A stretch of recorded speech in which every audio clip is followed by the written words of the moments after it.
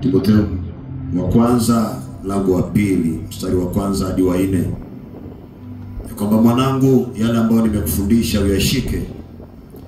Yatupasa tuombee nchi na viongozi wake ili tuishi kwa amani.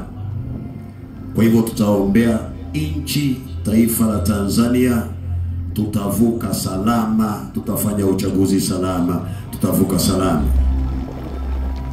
Ninafanya jambo hili na mzigo mkubwa sana moyoni mwangu, nikiwa sijakosea. East Africa nikiwa sijakosea, nikifikiria vizuri, ni Tanzania ndio walikuwa wa kwanza wa kupata uhuru.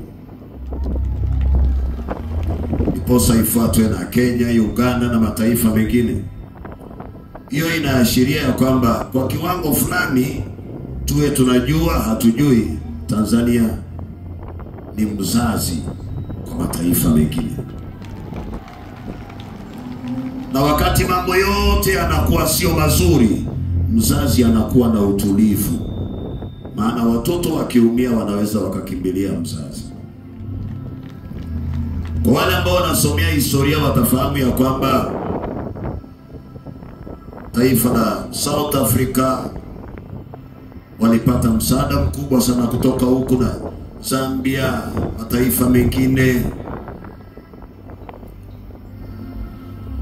Rais wetu wa kwanza wa taifa hili la Tanzania, Mwalimu Julius Nyerere, alichukua kazi kubwa sana kwa kukaribisha wenzake, viongozi wenzake, na kuwahifadhi hapa, na pia kwa ajili ya kuwasaidia kuhakikisha kwamba mataifa yao pia yamepokea uhuru.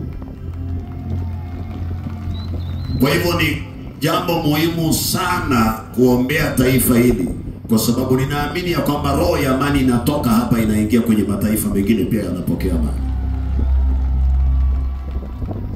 Kwa hivyo tutakuwa na kipindi muhimu sana cha kuombea nchi hii na viongozi wake, ya kwamba Tanzania itafanya uchaguzi salama.